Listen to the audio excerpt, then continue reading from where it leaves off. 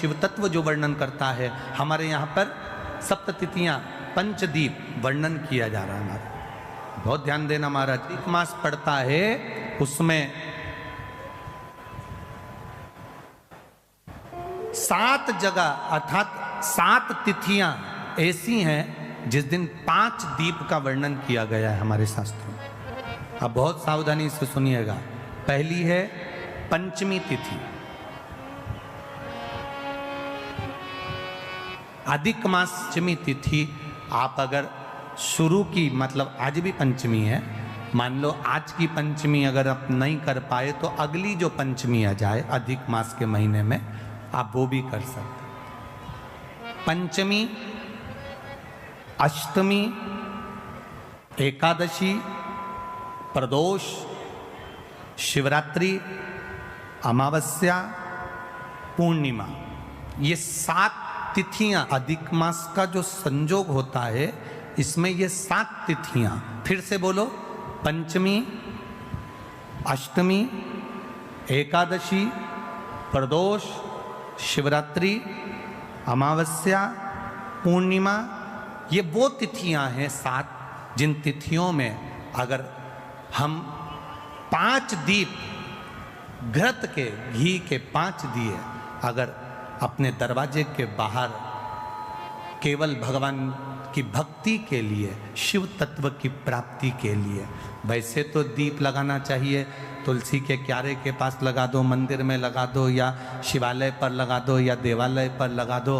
और इस कीचड़ पानी में अगर कहीं ना जा पाओ, अगर पानी वानी बरस रहा है, जगह जगह बहुत पानी है, भले इधर क्षेत्र में इतना ना दिख रहा हो पर अन्य क्षेत्रों में बहुत पानी है, तो कोई ना जा पाए तो भगवान का स्मरण कर कर उन दीप को भगवान के सामने प्रज्वलित कर कर 5 दिए इन तिथियों में, पंचमी, अष्टमी, एकादशी, प्रदोष, शिवरात्रि, अमावस्या और पूर्णिमा, जो अधिक मास पड़ता है, उसमें ये 7 तिथियों पर जो 5 दीप भगवान के सामने प्रज्वलित कर कर अपने दरवाजे के पास में बाहर की ओर रख देता है, उसके घर में कभी रोग, बीमारी और लक्ष्मी की कोई कमती नहीं होती, उसका जीवन सार्थक हो जाता।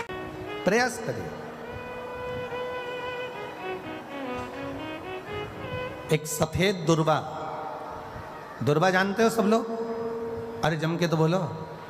वो गणेश जी को जो धूप चढ़ती है दुर्वा, वो हरी होती है। ये जितनी हरी दुर्वा लगी होती है, इसमें एक सफेद दुर्वा भी लगी होती है, सफेद कलर की दुर्वा होती है।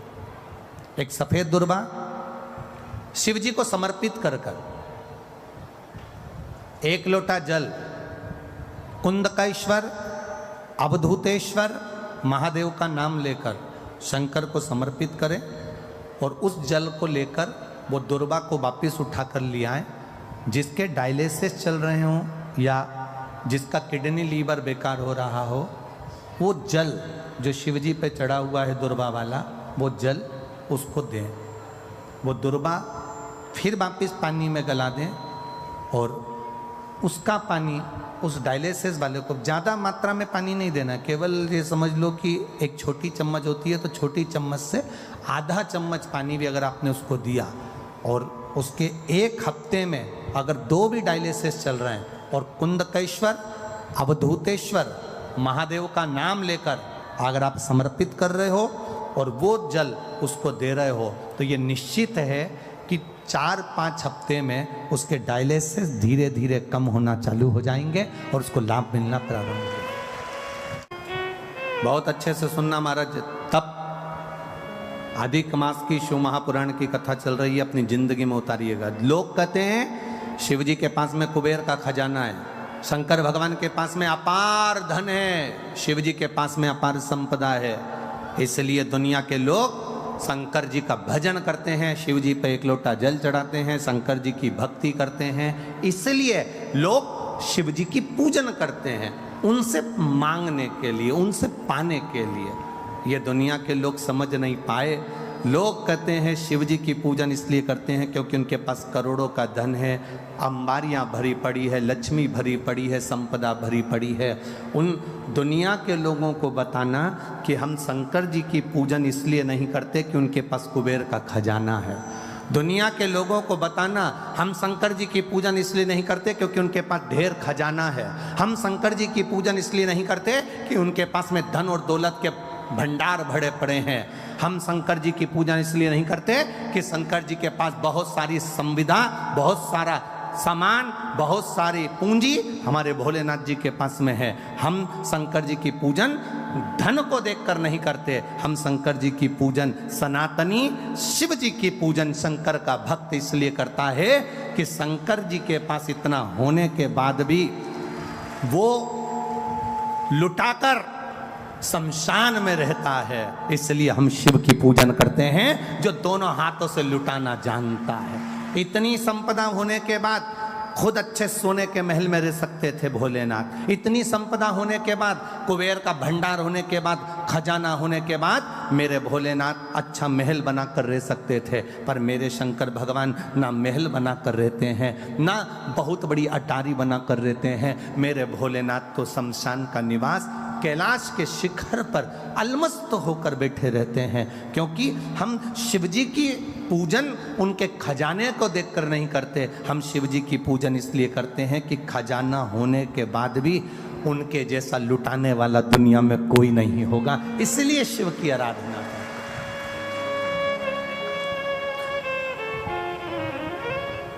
कौन होगा जो दुनिया में इतना खजाना लुटा देगा? आज के जमाने का व्यक्ति अगर कमाता है तो अपने बेटे को देता है। आज के जमाने का व्यक्ति थोड़ा बहुत कमा के लाता है तो अपनी पत्नी को देता है। आज के जमाने का व्यक्ति अगर कमा कर लाएगा तो अपने परिवार को देगा। पर मेरा ओघड़दानी, मेरा त्रिकालदर्शी, मेरा कैलाशी, मेरा अविनाशी, मेरा शंभु, मेरा शंकर अपने पास कुछ नहीं रखता। हमेशा दिया, रावण को सोने की लंका दे दी, भस्मासुर को कंकण दे दिया, जो मर्जी पड़ी मेरे शंभु को वो उठा उठा कर दे दिया। वो अपने पास कुछ नहीं रखता, भंडार दुनिया के भरता है। वो तो वीराने का निवास करता है, अलमस्त होकर रहता है, सुख के साथ रहता है।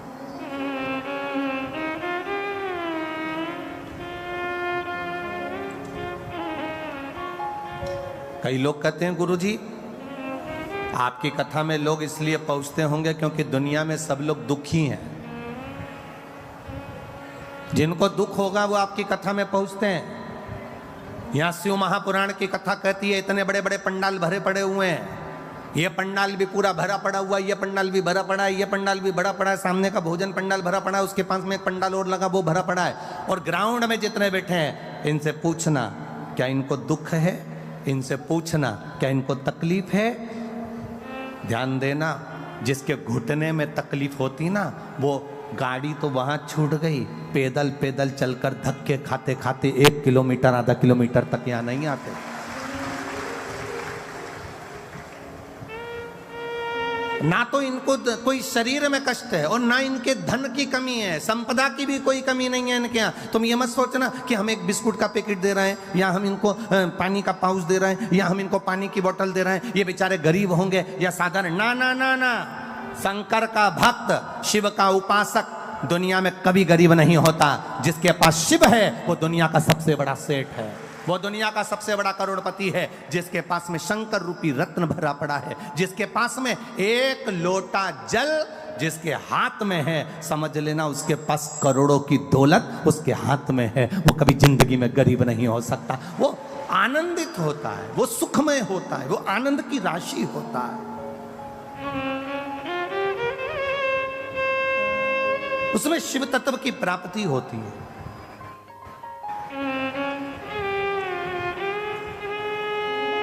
जो दुखी होता है, लोग कहते हैं किसी को दुख होगा ना इसलिए कथा में पहुंचेंगे। ना ना ना, अरे दुख होता तो कथा में आते। अरे बोलो तो सर, कई लोग कहते हैं, एक व्यक्ति से पूछा क्यों रे तूने क्यों पी, क्यों तेरे में अक्ल नहीं है? ये गंदा नाली का पानी पी रहा है, गटर का पानी पी रहा है, ये मदिरा पी रहा है, ये गंदा पानी पी रहा है, ये मदिरा का नशा कर रहा है। क्यों पी? तो कि बहुत गम था इसलिए पी ली, बहुत गम था, दुखी था इसलिए पी।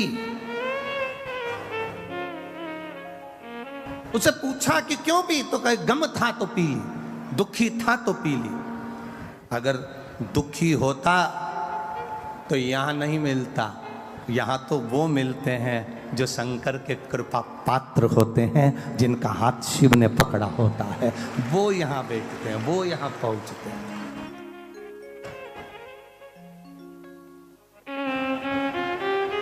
वो शिव तत्व है, अवघड़ी है। तेरी कृपा बिना न हिले एक भी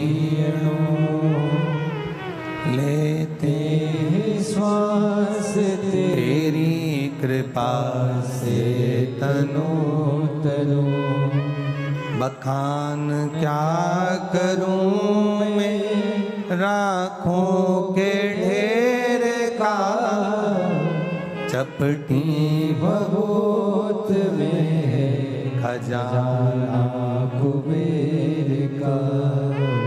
हे गंगाधार मुक्ति द्वार ओमकार तू, बोले ओमकार तू, आयो शरण तिहारी शंभु तार तार तू। हम करें शिव की आराधना, हम करें भगवान शंकर का भजन, हम करें भगवान शिव की भक्ति, हम करें भगवान शंकर का गुणगान, हम करें भगवान शिव का स्मरण। और वो शिव भक्ति, वो शंकर भगवान का गुणगान, वो भगवान शंकर की अविरल भक्ति हमारे जीवन को सुख प्रदान करने वाले हैं। हमारे शिव की भक्ति हमारे जीवन को आनंदता प्रदान करने वाली है। आप करो।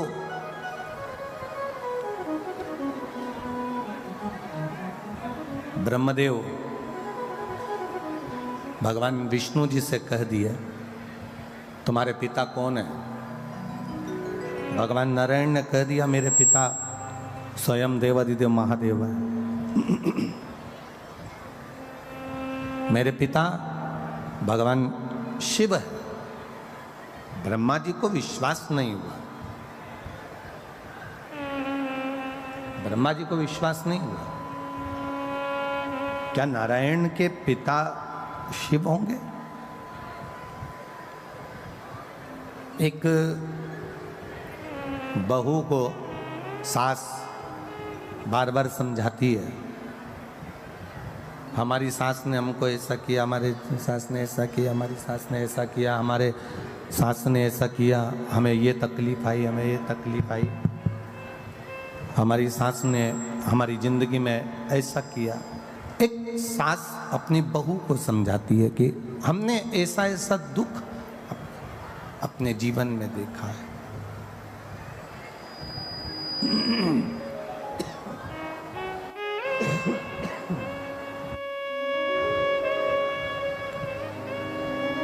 हमने ऐसा ऐसा दुख अपने जीवन में देखा है।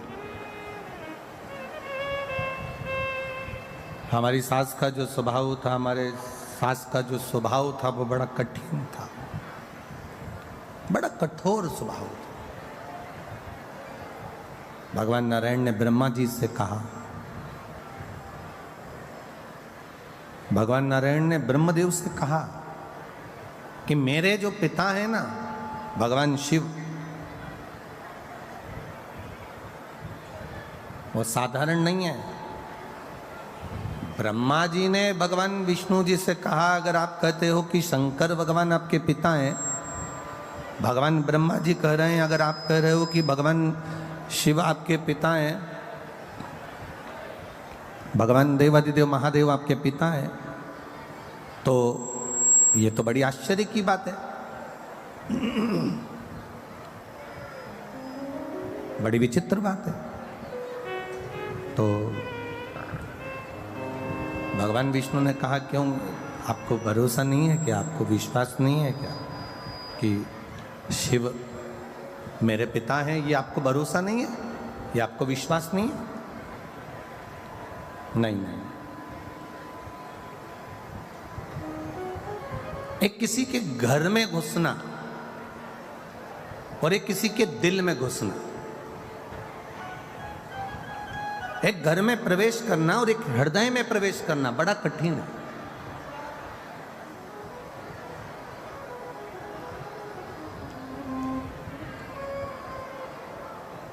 विश्वास, भरोसा एक इतना विशेष शब्द है कि ये आपके भीतर उतरना बड़ा कठिन है। दो चीजें बड़े सावधानी में रखिएगा, एक विश्वास, भरोसा, और एक शक।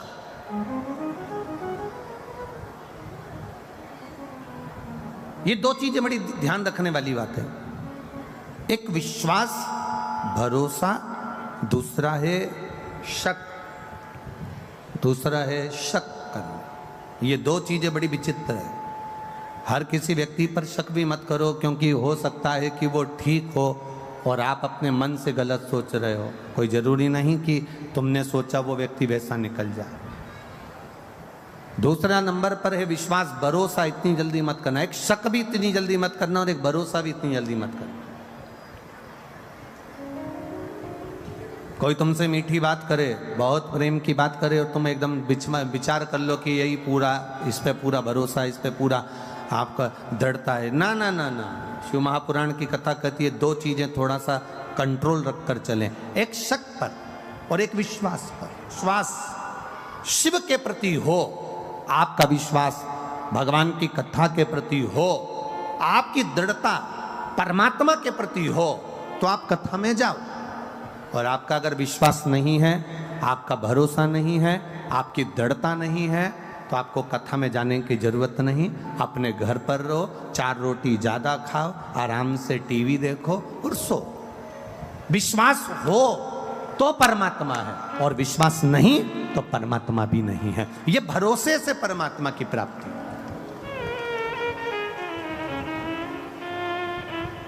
एक विश्वास के साथ अगर आप भगवान की भक्ति कर रहे हो, एक दृढ़ता के साथ आप भगवान का भजन कर रहे हो, एक विश्वास के अनुकूल आप भगवान की भक्ति को धारण कर रहे हो, आप विश्वास के साथ परमात्मा का भजन कर रहे हो, तो ये मानकर चलना कि परमात्मा तुम्हारे साथ में है। और अगर विश्वास नहीं है, भरोसा नहीं है, दृढ़ता नहीं है, तो गए। सती मैया का भोलेनाथ जी पर विश्वास डिग नहीं पाया, सती मैया का भोलेनाथ जी पर भरोसा पूर्ण नहीं हो पाया। सती जी ने शंकर भगवान से कह दिया, आप कह रहे हो कि ये राम है, आप कह रहे हो कि ये परमात्मा है, और ये तो अपनी पत्नी के लिए रो रहा है। अगर ये अपनी पत्नी के लिए रो रहे हैं तो ये परमात्मा नहीं हो सकते। ये माता सती भगवान देवादिदेव महादेव से कर रही है, जिनके साथ रह रही हैं, जिनके सम्मुख हैं, उसके बाद भी उनका विश्वास, उनकी दृढ़ता, उनका भरोसा पक्का नहीं हो पाया। और उन्होंने कह दिया कि ये परमात्मा नहीं हो सकते। तो भगवान ने कह दिया, जाके परीक्षा लेकर आ जाओ, जाकर परीक्षा ले लो। और सती मैया परीक्षा लेने के लिए गई। सती माता परीक्षा लेने के लिए जब गई, सीता जी का रूप रखकर उन्होंने परीक्षा ली, और भोलेनाथ जी को यह ठीक नहीं लगा, विश्वास टूट गया।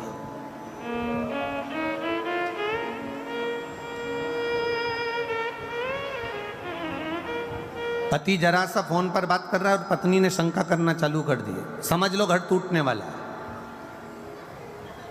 पत्नी फोन पर बात कर रही है और पति ने शंका कर ली, समझ लो घर टूटने वाला है। बहू थोड़ी देर, छोटी बहू थोड़ी देर सास के पास बैठी तो बड़ी को शंका लगी, तो घर टूटने वाला। किस शंका में हम जिंदगी जी रहे हैं? अरे भाई, शिव कथा कहती है, अब सौंप दिया इस जीवन का सब भार तुम्हारे हाथों में है, हार तुम्हारे हाथों में और जीत तुम्हारे हाथ। भरोसा करा है तो परमात्मा तुम्हारे साथ कदम से कदम मिलाकर चल रहा है। अगर तुम्हारा विश्वास दृढ़ है तो परमात्मा तुम्हारे साथ चल रहा है। एक विश्वास और एक शंका, एक शक, ये दो चीजें बड़ी सावधानी की हैं। विश्वास भी सावधानी का है और शक भी सावधानी का।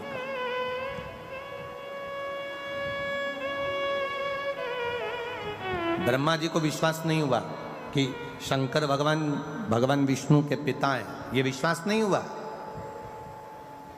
दुनिया के लोगों को भी विश्वास नहीं हुआ था क्या शंकर जी पे एक लोटा जल चढ़ाने से सारी समस्या का हल हो जाता है। दुनिया के लोगों को भी विश्वास नहीं हुआ था क्या बेलपत्र खाने से शुगर और बीपी का लेवल बराबर हो जाता है।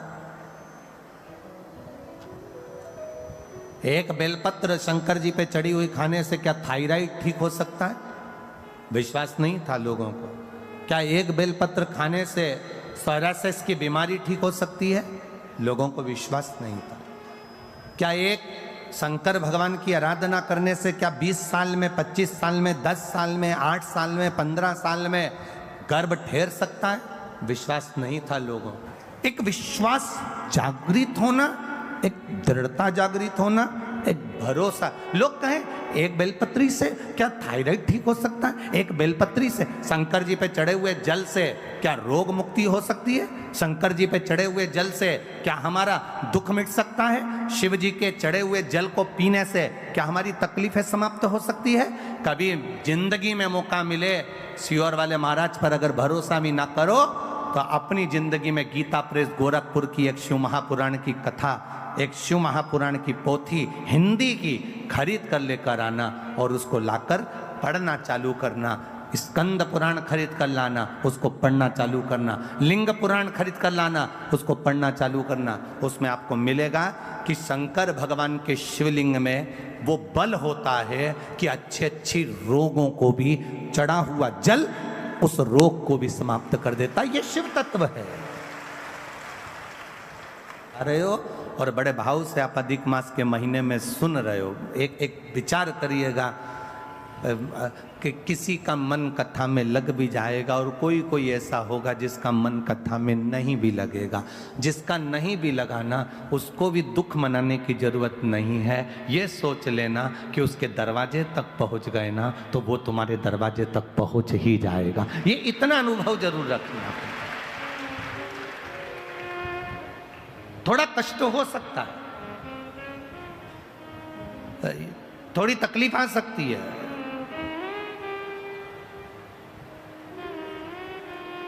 हम कल भी कथा में कहे थे कि वीआईपी जगह से आने के लिए आप कार्यकर्ता से झगड़े नहीं। वीआईपी जगह से आने के लिए आप प्रशासन से कुछ बोले नहीं। वीआईपी जगह से आने के लिए आप कुछ ना करिए। आपसे निवेदन, आप तो ऐसी जगह जाकर बैठ जाओ जहां कोई नहीं बैठा।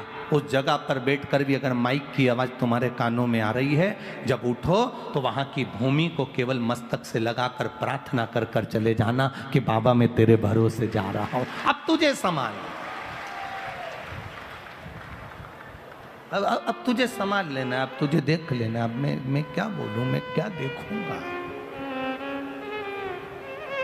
खाली ना प्रेशर बड़ा बाबू, खाली न जाता कोई दर से तुम्हारे, मैं भी खड़ा हूँ नदी बाहे फसारे।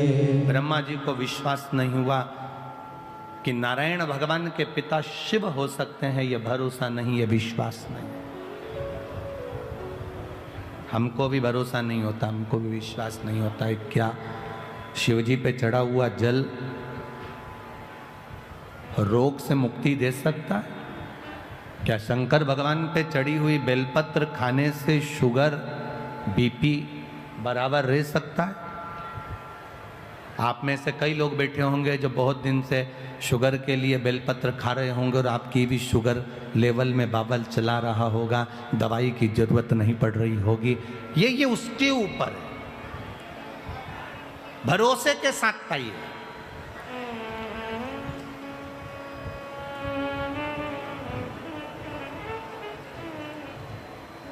एक बात आपसे पूछें, कभी कभी ऐसा होता है, कभी कभी आपका बुखार नहीं उतरता, कभी कभी आपके शरीर का कष्ट नहीं जाता और तुम डॉक्टर के पास पहुंची ना, और डॉक्टर के पास जाने के बाद तुमने डॉक्टर सामने तुम्हारा हाथ पकड़ा और उन्हें आला लगाया और आला लगाकर तुम्हें चेक करा और तुमसे पूछा क्या क्या तकलीफ हो रही है, और तुमने कह दिया साहब मेरे को भोजन नहीं भा रहा है और मेरा पेट मरोड़ होता है और तकलीफ होती है और मेरी सांस लेने में दिक्कत हो रही है और सर्दी बहुत रहती है और फेफड़े में कब जमा होता है, मैं बहुत तकलीफ में हूँ। तुमने सब कुछ डॉक्टर को कह दिया, जितना कह सकती थी कह दिया। अब क्या हुआ, डॉक्टर ने गोली दी और गोली तुम कब जाकर खाओगे, घर जाकर। पर ईमानदारी से बोलना, गोली तुम घर पर जाकर खाओगे, गोली खाने के बाद वो असर करेगी, पर तुम डॉक्टर के पास जब पहुंची, जब कैसी हो रही थी, एकदम लुस्त, एकदम ऐसी हो रही थी जैसे मर जा रही, एकदम पड़ी है। और डॉक्टर के यहाँ पहुंची, पहुंचने के बाद उसने देखा, तुमने उसको सब बता दिया, उसने गोली लिख दी। उसके बाद में तुम जब डॉक्टर के यहाँ से वापस जाती हो, गाड़ी में बैठ कर गई, तब तक तुम्हें इतनी अच्छे लगने लगता है कि मैं थोड़ी थोड़ी ठीक हो गई। केवल डॉक्टर ने नब्ज देखी, केवल डॉक्टर ने तुमसे पूछा, केवल डॉक्टर ने तुमको चेकअप करा, केवल डॉक्टर ने अभी तो गोली लिखी और खाई भी नहीं, अभी तो घर जाएगी खाएगी, उससे पहले ही घर आते से ही 2 घंटे के अंदर तो तनतनाट एकदम बढ़िया हो गई। अभी तो गोली खाई नहीं, गोली तो खाना खाएगी फिर खाएगी, पर उससे पहले तो ठीक हो गई। अर्थात कारण क्या था, क्या डॉक्टर के हाथ में क्या जादू था, क्या डॉक्टर के हाथ में कोई ऐसी एनर्जी थी जिससे तो ठीक हो गई? ना ना ना, शिव पुराण कहती है डॉक्टर के पास जाकर तुमने अपने दिल का जो गुब्बार था, अंदर की जो बात थी, जो जो तकलीफ हो रही थी, वो सारी तकलीफ तुमने डॉक्टर से कह दी, कहकर तुम हल्के हो गए, इसलिए तुम ठीक हो गए। तुम अपने दिल की बात भगवान से कहकर हल्के हो जाते हो। आप अपने मन की बात, अपने हृदय की बात, अपने दिल की बात, अपने भीतर की बात परमात्मा से कहो, हल्के हो जाए। भोला सब दुख काटो मारा, ओ भोला सब दुख काटो मारा, कहकर हल्के हो जाए।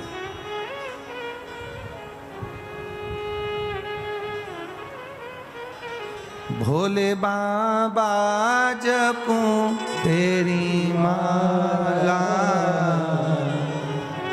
मेरे बाबा जपूं तेरी माला, भोला सब दुख काटो मारा, ओ भोला सब दुख काटो। भरोसा इसी को कहते हैं, दृढ़ता इसी को कहते हैं। सब कुछ छूट जाए, सब कुछ चले भी जाए, तो तुम्हारी दृढ़ता, तुम्हारा भरोसा, तुम्हारा विश्वास जाना नहीं चाहिए।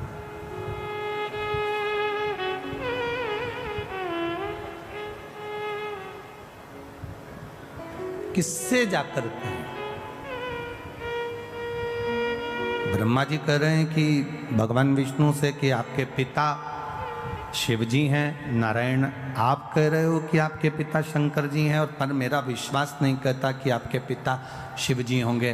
तो भगवान नारायण ने पूछा कि ब्रह्मा जी तुम कैसे कह सकते हो कि मेरे पिता शंकर जी नहीं हैं?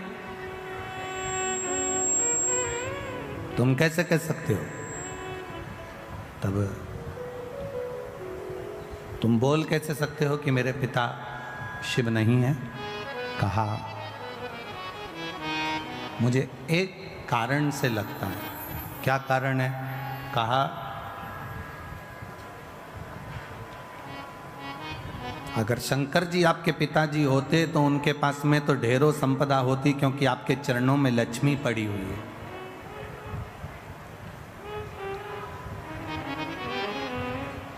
आपके चरणों में लक्ष्मी है, आप वैकुंठ का निवास करते हो, आपके पास में ढेरों संपदा है, आपके पास में ढेरों सुख है, लक्ष्मी है, अष्टलक्ष्मी आपके पास में विराजमान है, ढेरों संपदाएं आपके पास में विराजमान है, ढेरों संपत्ति आपके पास में विराजमान है। और आपके पिताजी भगवान देवादिदेव महादेव को देखो तो कैलाश पर रह रहे हैं, शमशान में रह रहे हैं। उनके पास में क्या है? गले में सांप पड़ा हुआ है, धतूरा रखा हुआ है, बेलपत्र रखी हुई है, गंगा जी का जल रखा हुआ है, मुंडों की माला, रुद्राक्ष की माला, केवल यही उनके पास में।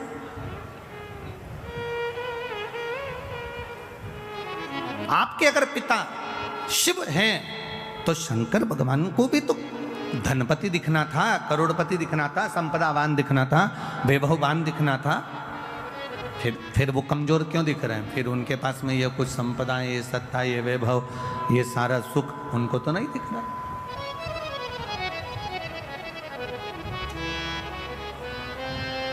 भगवान नारायण ने भगवान ब्रह्मा जी से कहा, भगवान नारायण भगवान ब्रह्मा जी से कहते हैं कि ब्रह्मा जी तुम समझ नहीं सकते कि शिव है क्या।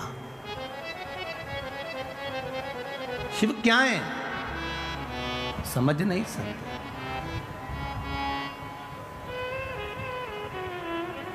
अरे तेरा ही दिया मैंने खाया पिया है, तेरा शुक्रिया है, तेरा शुक्रिया है, मुझे भोले बाबा ने बहुत दे दिया है, तेरा शुक्रिया है, तेरा शुक्रिया है।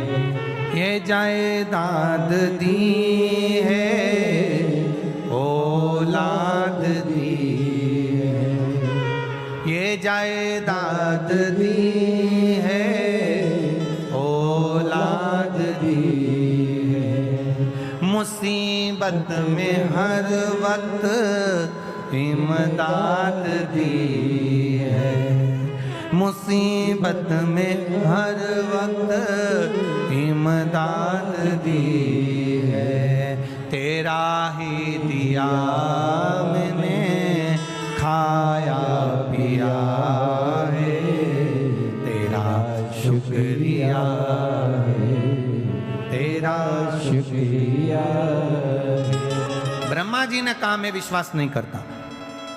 एक पर्वत जिसको घुमाना भगवान विष्णु ने और भगवान ब्रह्मा ने प्रारंभ किया, पर्वत घुमाते घुमाते घुमाते घुमाते अग्नि का खंभ प्रकट हुआ, एक लिंगायत आकृति प्रकट हो गई, शिवलिंग प्रकट हो गया। शिवलिंग प्रकट हुआ तो ब्रह्मा जी ने कहा इनका सिर कहाँ, पाँव कहाँ? ब्रह्मा जी शिव जी का सिर देखने के लिए आकाश मार्ग से ऊपर की ओर बढ़े। ब्रह्मा जी जब ऊपर की ओर बढ़े, भगवान नारायण शंकर भगवान का चरण ढूंढने के लिए नीचे की ओर गए। भगवान विष्णु को शंकर भगवान का चरण नहीं मिला।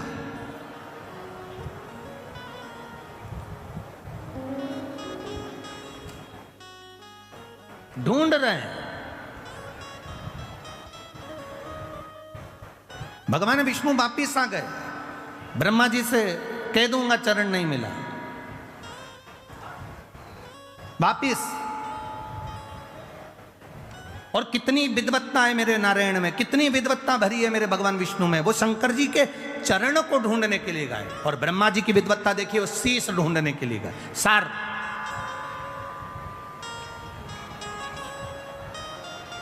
जरा विचार करिएगा। पहले भी कथा में कहा है, आज फिर कह रहे हैं। पहले के समय में इतना बड़ा क्रीम का डब्बा आता था, ऐसा गोल मुंह का बड़ा सारा, उसमें से ऐसे क्रीम निकाल लो और अपने चेहरे पे लगा लो और डब्बा बंद कर दो। आज के ज़माने में बड़े मुंह के डब्बे बंद हो गए। इतना बड़ा ट्यूब जैसा डब्बा आता है, पैकेट आता है ट्यूब का, और उसमें ऐसा ढक्कन लगा रहता है छोटा सा। उसको खोल लो और उसमें नीचे से उसको थोड़ा सा दबाओ, दबेगा तो ट्यूब बाहर आ जाएगा, निकालो और लगा लो। पहले इतना बड़ा डब्बा आता था, इसमें ऐसे उंगली डाल के निकालना पड़ता था। अब क्रीम जैसा आता है, ऐसा लंबा, उसको बस ढक्कन खोल के नीचे से दबाओ और वो क्रीम निकल के बाहर और अपने चेहरे पे लगा दो। कितनी ज्ञान की बात इस डब्बे में और इस क्रीम में है। डब्बे में और क्रीम में कितनी ज्ञान की बात है। यहाँ क्रीम को नीचे से दबाओगे तो ऊपर से क्रीम बाहर आ जाता है। उसी तरह माता पिता के चरण जब तुम दबाओगे तो मुख से आशीर्वाद बाहर आ जाता है। ये शिव तत्व कर रहा है। बोल बम का नारा है।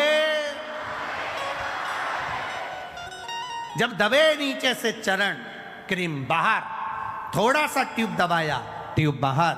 उसी तरह माता पिता के चरण, परमात्मा के चरण, गुरुजन के चरण, घर के बुजुर्ग, घर के बड़े, घर के बयों के चरण हम जब पकड़ते हैं तो वो आशीर्वाद हमारे ऊपर दे देते हैं। वो आशीर्वाद हमको प्रदान कर देते हैं। वो आशीर्वाद हमको दे देते हैं,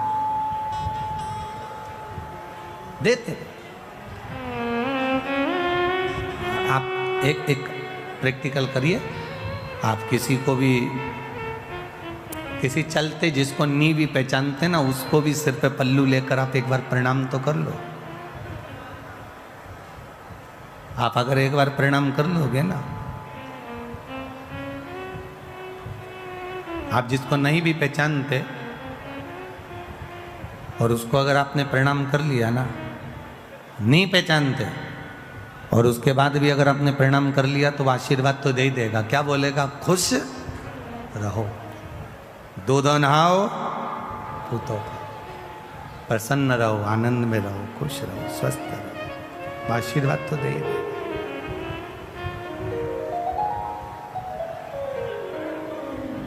अब जरा विचार करिए, प्रणाम करने का फल कितना है, नमन करने का फल कितना है।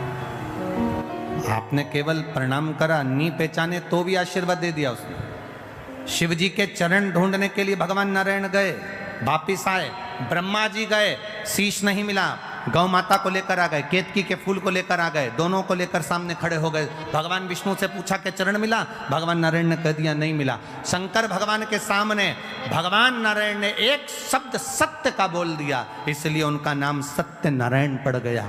और जो सत्य का संबोधन कहा तो शिव जी प्रसन्न होकर कह दिए, नारायण मुझे जो सबसे ज्यादा प्रिय है, सबसे ज्यादा पसंद है, वो सत्य तुमने मेरे सामने बोला है, इसलिए आज से तुम सत्य नारायण भगवान बनकर पूजाओगे। सारी दुनिया में तुम्हारी कथा, सत्संग, संकीर्तन होगा, तुम सत्य नारायण कहलाओगे। और उनका नाम सत्य नारायण हो गया, सत्य नारायण।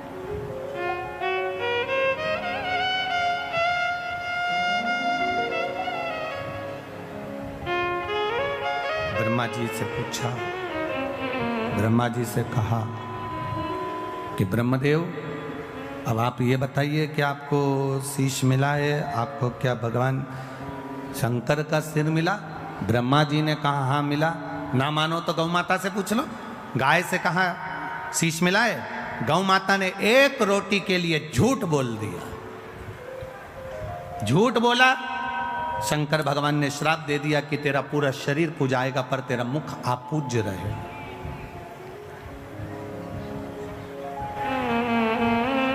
केतकी के पुष्प ने झूठ बोल दिया। शिव जी ने कह दिया सारे पुष्प मुझ पर चढ़ेंगे, मुझ पर कांटे भी चढ़ेंगे, पत्तियां चढ़ जाएगी, जहरीले से जहरीला फूल मुझ पर चढ़ जाएगा, पर सुन केतकी तू कभी मुझ पर नहीं चढ़े। श्राप दे दिया। फिर भी ब्रह्मा नहीं माने तो आखिरी में उन्होंने फिर झूठ कह दिया। शिव जी ने पाँव के अंगूठे से नख तोड़कर फेंका और फेंकते से ही काल भैरव को प्रकट करा। काल भैरव ने नख से ब्रह्मा जी का एक सिर काट दिया। कर्मनाशा नदी प्रकट हो गई। ब्रह्मा जी झूठ बोलते बोलते लुढ़कते रहे। तब भगवान विष्णु ने उनके लिए प्रार्थना करी। उनके शीश से बट का पेड़ बना, बट वृक्ष बना। एक विचार करिएगा जरा भीतर से अपने, शिव तत्व कह रहा है। अभी अभी अधिक मास चल रहा है और अधिक मास में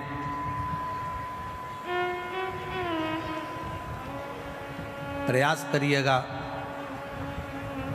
कि जितना बन सके अपनी जिंदगी में उतना शिव तत्व को प्राप्त करने का प्रयास करिए। एक जुआरी जरा सा फूल पत्ती भगवान पर फेंक देता है और वो राज सिंहासन पर जाकर बैठ जाता है। तो ये जो सावन का महीने में जो अधिक मास आता है ये कोई साधारण नहीं है महाराज। सावन के महीने में जो अधिक मास आता है ये कोई साधारण नहीं है।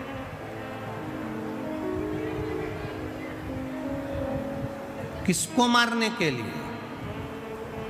आप लोग तो सब मैनपुरी के जितने भी श्रोता भाई बहन यहाँ बैठे हैं सब समझदार हैं, सबने कथा जान रखी है कि मल मास कौन है, अधिक मास कौन है। हम ज़्यादा इसका प्रसंग आपको नहीं कहेंगे कि किसको मारने के लिए। केवल हिरण्यकशिपु का संहार करने के लिए नरसिंह अवतार भगवान ने लिया था। वो नरसिंह अवतार लेने के लिए हिरण्यकशिपु ने वर मांगा था, ना नीचे मरूं, ना ऊपर मरूं, ना अंदर मरूं, ना बाहर मरूं, ना अस्त्र से मरूं, ना शस्त्र से मरूं, ना दिन में मरूं, ना रात में मरूं, ना नर से मरूं, ना परशु से मरूं और ना ही मैं 12 महीने में मरूं।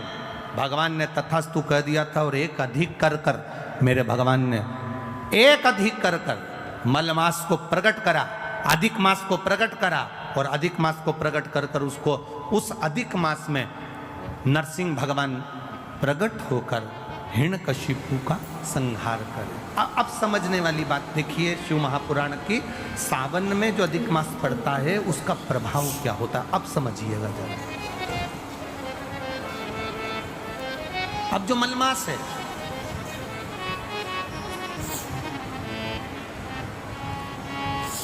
इसको मलमास कहते हैं। एक अधिक हो गया, 12 महीने से एक अधिक हो गया मलमास।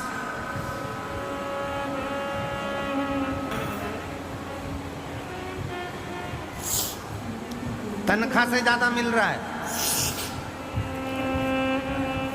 कभी कभी 40,000 रुपये तुम्हारी तनख्वाह है और 40,000 रुपये से ज़्यादा कहीं से कमा कर कोई लेकर आया और अपनी पत्नी को दिया और पत्नी पूछ ले जी ये कहाँ से आया, तो ये समझ लेना कहाँ से आया हो, स्मरण में रहिएगा। 12 महीने से ज़्यादा हो गया मलमास है। कोई भी देवी देवता इसको स्वीकार नहीं कर रहा था। एक भी देवता ने मलमास को सम्मान नहीं दिया। जहां से 12 महीने तो लोग सम्मान देते हैं पर मलमास को कोई सम्मान देने को तैयार नहीं हुआ। मलमास रोता था, देवताओं के पास जाता था, प्रार्थना करता था, मेरा कल्याण करिए, मैंने नरसिंह अवतार धारण करा है, नरसिंह अवतार हुआ है मेरे मास में, तुम कृपा करो। मलमास को कोई नहीं पूछता, सब ईर्ष्या करते, सब नफरत करते, सब उसको पूछते नहीं। तब आखिरी में देव ऋषि नारद ने कह दिया तुम एक काम करो, जैसे ही श्रावण का महीना आए, सावन के महीने में मलमास तुम शंकर की आराधना में लग जाना। क्या होगा उससे? अगर सावन के महीने में मलमास कह रहा है, अगर मैं इतने समय से कर रहा हूं, कई साल निकल गए पर अभी तक भगवान ना मिले, अभी तक मुझे मेरा आदर ना हुआ, अभी तक मेरा सत्कार ना हुआ, और तुम कह रहे हो कि सावन के महीने का इंतजार करो। श्रावण का महीना जब आएगा तुम शिव की आराधना करना, शंकर भगवान तुम्हारा आदर भी कराएंगे, सम्मान भी कराएंगे। जो तुमको आज तक नहीं मिला वो देव अधिदेव महादेव तुमको दिला सकते हैं, वो दुनिया में कोई नहीं दिला सकता। जो शिव दिलाएंगे, जो ओघड़दानी दिलाएंगे, वो कोई नहीं दिला सकता। करो सम्मान। मलमास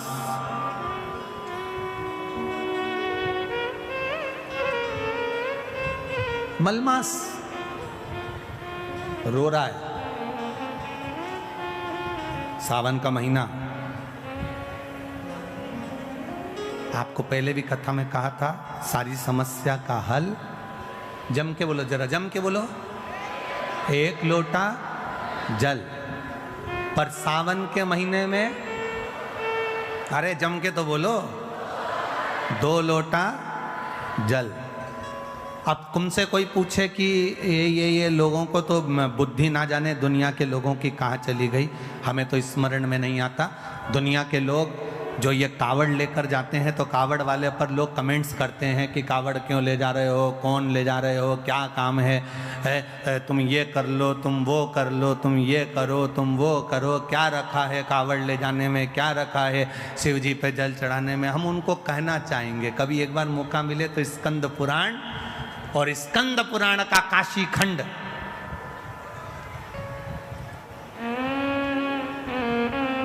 कभी मौका मिले तो स्कंद पुराण पढ़िएगा और स्कंद पुराण का काशी खंड पढ़िएगा। और कभी मौका मिले तो भगवान शिव के प्रागट्य की ये कथा, ब्रह्मा और विष्णु के घर्षण की कथा का स्मरण करिएगा, कभी मौका मिल जाए।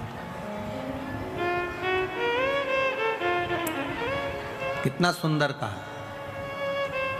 मलमास जिसको लोग छोड़ दिए, अब शब्द कह दिए, ताने देते हैं, आड़ा टेढ़ा बोलते हैं, वो मलमास सावन के महीने में 2 लोटा जल लेकर शिव जी की भक्ति में बैठ गया। शिव की भक्ति, आराधना कर रहा है, शिव जी की भक्ति कर रहा है, आराधना कर रहा है। 2 लोटा जल हाथ में लेकर बैठा है, आराधना। सावन का महीना पूर्ण होने वाला है और मलमास भगवान शिव की भक्ति में लगा तो शंकर जी के नेत्र खुल गए। शिव जी ने जाकर पूछ लिया, भगवान देवादिदेव महादेव ने जाकर, भगवान शंकर ने जाकर पूछ लिया आखिर बात क्या है। मलमास नेत्र बंद कर हाथ में जल लेकर बैठा, शिव जी को समर्पित करने के लिए शंकर की भक्ति में डूबा था, शिव नाम की भक्ति में तल्लीन।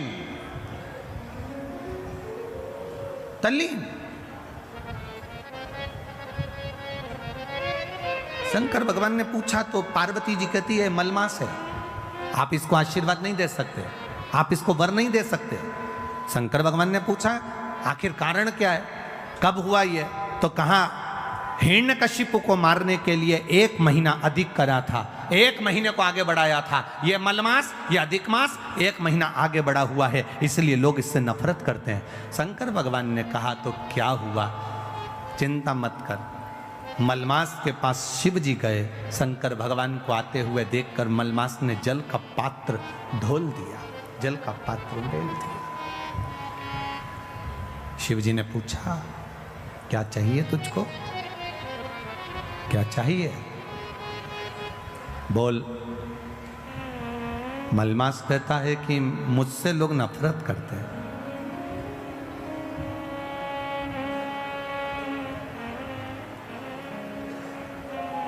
देखो राहु भी शिव की आराधना करता है, चंद्र भी शिव की आराधना करता है। लोग कहते हैं ये देवता ब्राह्मण के हैं, ये देवता क्षत्रिय के हैं, ये वे देवता वैश्य के हैं, ये देवता शूद्र के हैं। शिव महापुराण की कथा कहती है दुनिया के लोगों ने देवताओं को भले बांट लिया हो, कोई ने कह दिया राम जी क्षत्रिय है, तो कोई कहे भगवान कृष्ण ये हैं, तो कोई कहे भगवान ये हैं। पर शिव महापुराण की कथा कहती है शंकर की आराधना करने वाला ब्राह्मण हो, क्षत्रिय हो, वैश्य हो, शूद्र हो, भगवान शिव को ये मतलब नहीं है। शंकर जी तो ये जानते हैं कि उसके हृदय में भाव कितना है और मुझे इसकी झोली में देना कितना है, ये शिव तत्व जानता है। उससे मतलब नहीं है मेरे महादेव।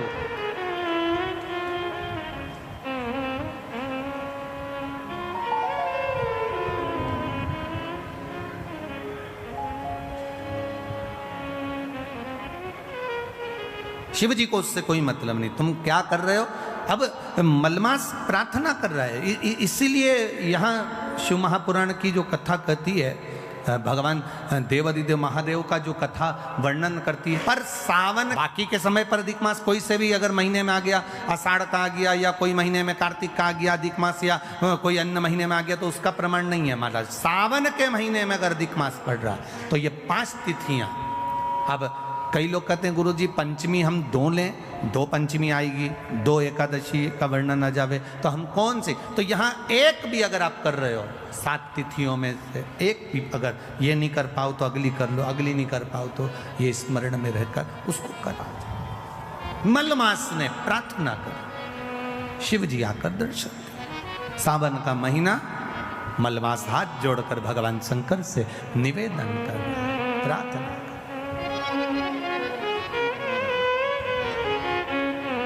शंभु शरणे बड़ी मांगू घड़ी रे घड़ी दुख कारो, दया करी ने दर्शन आपो। तेरे डमरू की धुन सुन के मैं काशी नगरी आई हूँ। तेरे डमरू की धुन सुन के मैं काशी नगरी आई हूँ। तेरे डमरू की धुन सुन के मैं काशी नगरी आई हूँ। तेरे डमरू की धुन सुन के मैं काशी नगरी आई हूँ। मैं काशी नगरी आई हूँ। मैं काशी नगरी आई हूँ। मैं काशी नगरी आई हूँ। मैं काशी नगरी आई हूँ। मैं काशी नगरी आई हूँ। मैं काशी नगरी आई हूँ। मैं काशी नगरी आओ से आई हूँ। मैं काशी नगरी आई हूँ। मेरे भोले हो बम भोले, मैं काशी नगरी आई हूँ। मेरे भोले हो बम भोले मैं काशी नगरी आई हूँ। मेरे भोले हो बम भोले, मैं काशी नगरी आई हूँ। मेरे भोले ओ बम भोले मैं काशी नगरी आई हूँ।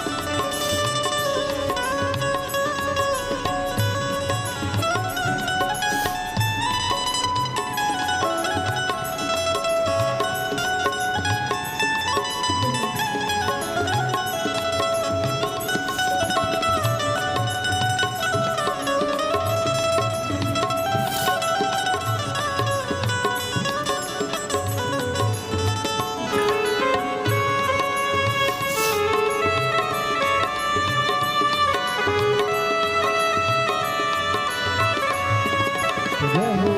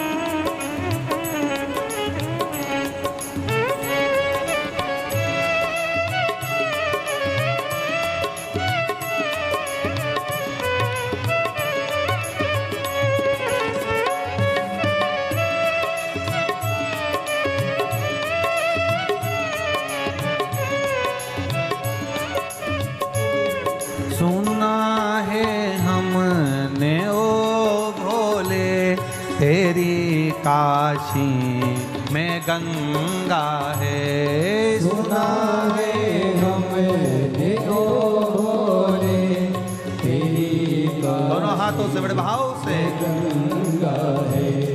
सुना है हमने ओ भोले तेरी काशी में गंगा है। सुना है हमने ओ भोले तेरी काशी में गंगा है। उसी गंगा में नहाने को मैं काशी नगरिया ही हूँ। उसी गंगा में नहाने को मैं काशी नगरिया आई हूँ। मेरे भोले ओ बम बोले मैं काशी नगरिया ही हूँ। मेरे भोले ओ बम बोले मैं काशी नगरिया आई हूँ। मैं काशी नगरी आई हूँ। मैं काशी नगरी आई हूँ। मैं काशी नगरी आई हूँ। शंभो मैं काशी नगरी आई हूँ। मेरे भोले ओ बम भोले मैं काशी नगरी आई हूँ। मेरे भोले ओ बम भोले मैं काशी नगरी आई हूँ। जय हो।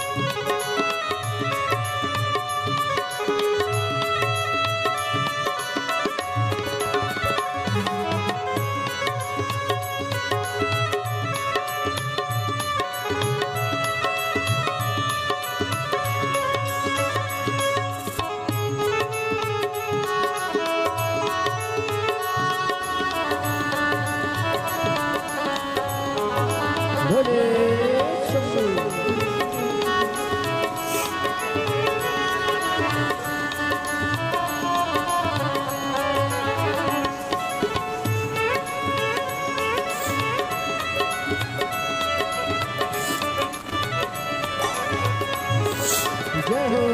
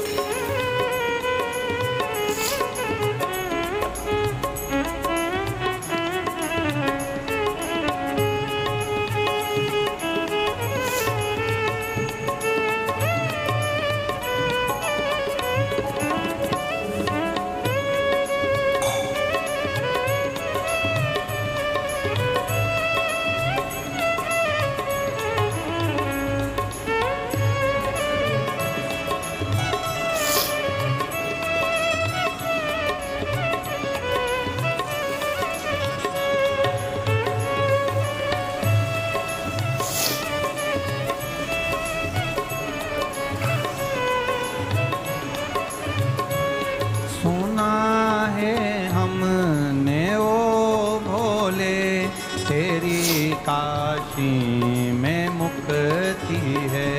सुना है हमने ओ भोले तेरी काशी में मुक्ति है। सुना है हमने ओ भोले तेरी काशी में मुक्ति है। सुना है हमने ओ भोले तेरी काशी में मुक्ति है। उसी मुक्ति को पाने को मैं काशी नगरी आई हूँ। उसी मुक्ति को पाने को मैं काशी नगरी आई हूँ। मेरे भोले ओ बम बोले मैं काशी नगरी आई हूँ। मेरे भोले ओ बम बोले मैं काशी नगरी आई हूँ। मैं काशी नगरी आई हूँ। मैं काशी नगरी आई हूँ। मैं काशी नगरी आई हूँ। मैं काशी नगरी आई हूँ। हर हर महादेव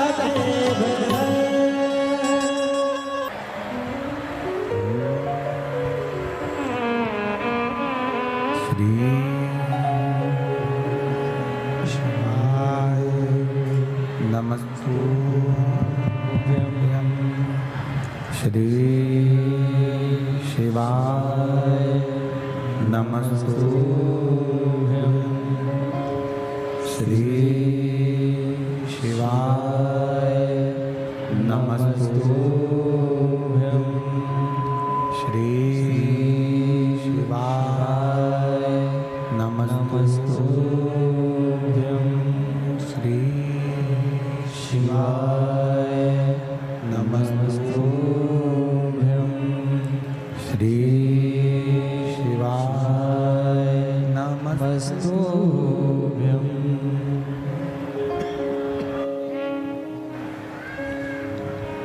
भोला सब दुख काटो मारा, ओ भोला सब दुख काटो मारा।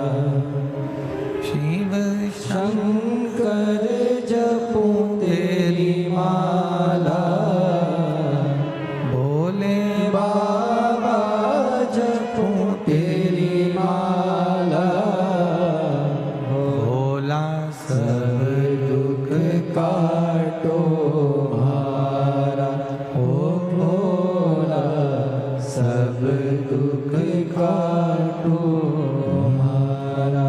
वेश मंगल मंगलकारी, वैश है मंगल मंगलकारी। शमशान वासी हमारा, शमशान वासी हमारा, ओ भोला सब दुख काटो मारा, ओ भोला सब दुख काटो मारा। शिव कथा कह रही है। मलमास ने प्रार्थना करी, और जब मलमास ने प्रार्थना करी, सावन का महीना मलमास प्रार्थना करने के लिए जागृत हुआ।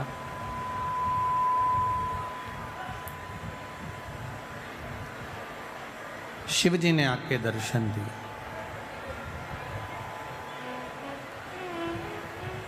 देवादिदेव महादेव ने कहा कि मलमास क्या चाहिए तुमको? कहा प्रभु बस इतनी कृपा कर दो कि सारे देवता मेरा अपमान करते हैं, कोई मुझे पूछता नहीं, कोई मुझे सम्मान देता नहीं, कोई मेरा आदर करता नहीं। आप कृपा करेंगे सब, आप अगर दया करेंगे तो सब होगा। जा पर कृपा राम की होई, ता पर कृपा करे सबको। अगर आप कहेंगे तो सब कुछ हो सकता है। अब शिव जी ने कहा एक काम करो, चलो मेरे साथ, मेरे साथ चलो। भगवान नारायण के पास में लेकर चली गए, और शिव जी मलमास को भगवान विष्णु के पास लेकर जा रहे हैं। जब पहुंचे भगवान नारायण के पास में, जब भगवान विष्णु के पास में, जब भगवान नारायण के पास में जब पहुंचे, नारायण ने जैसे ही देवादिदेव महादेव को देखा,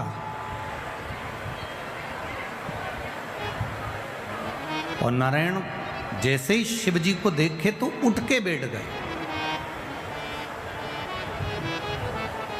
और बैठते से उन्होंने प्रणाम खड़े होकर करा और कहा प्रभु जी आप पधारे हो, कोई बात है क्या? कैसे आना हुआ? कोई बात है क्या? कैसे आना हुआ?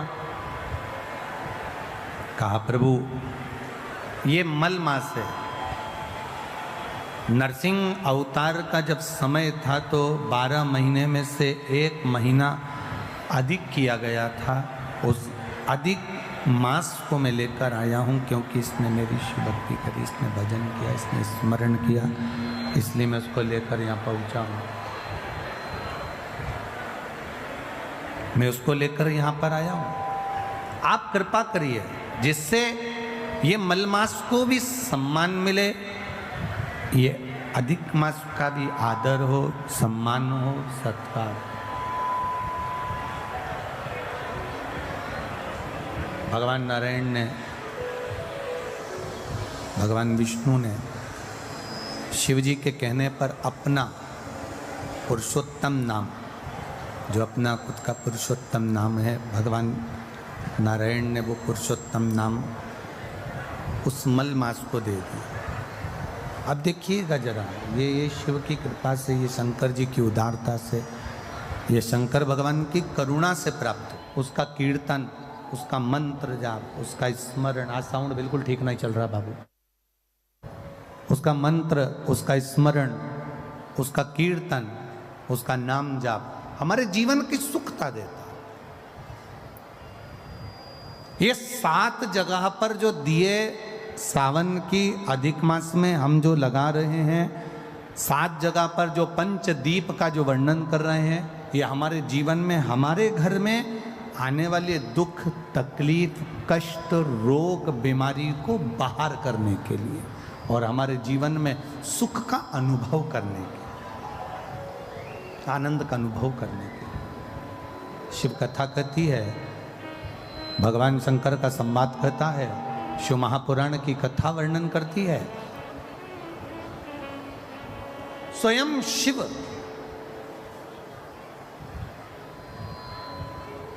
भगवान नारायण के कहने पर मलमास को भी वर प्रदान कर देते। स्वयं भगवान नारायण ने तो वर दिया, साथ में स्वयं देवाधिदेव महादेव ने भी वर दिया।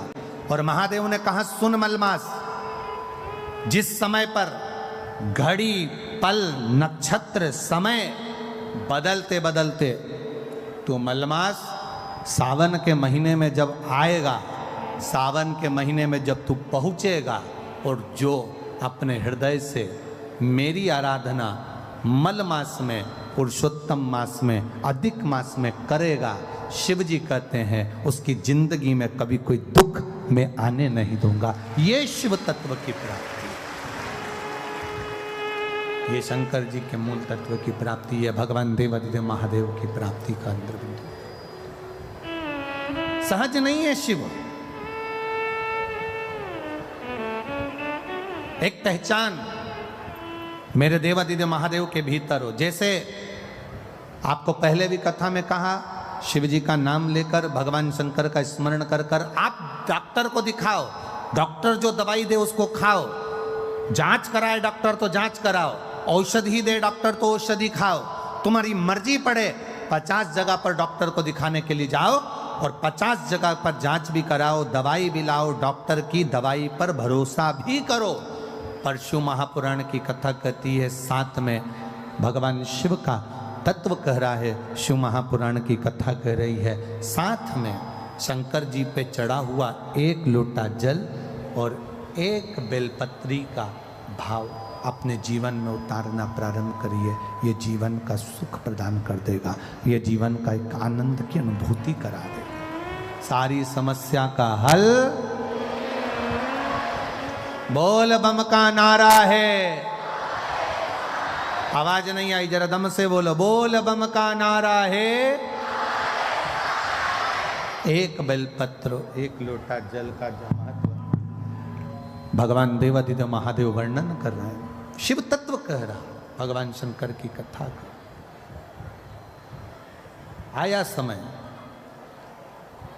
ब्रह्मा जी का सिर बड़ का पेड़ बन गया, बट वृक्ष बन गया।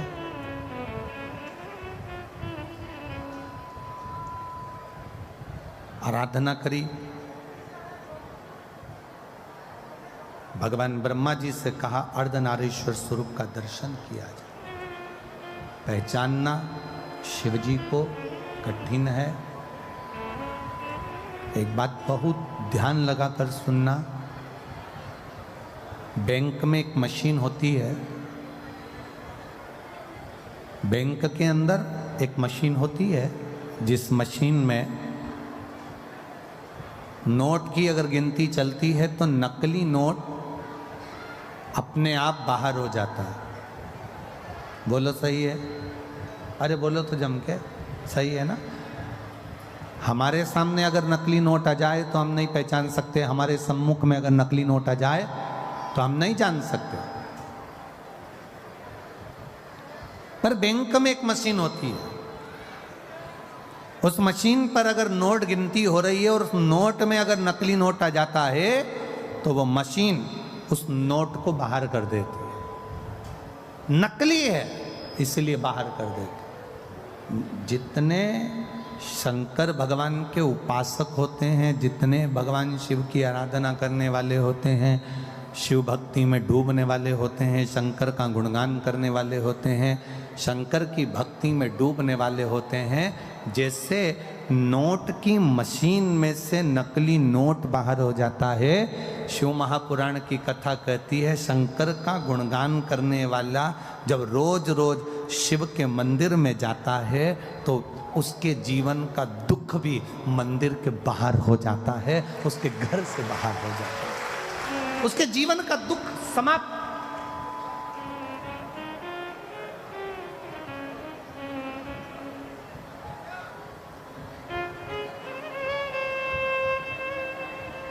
जिस दिन हमने ये विचार कर लिया कि हम दूसरे के दोष ना देखें, हम केवल उसके गुण देखें, उस दिन जिंदगी की एक व्यक्ति अपनी पत्नी से कहता है, सुनो, अरे सुनती हो?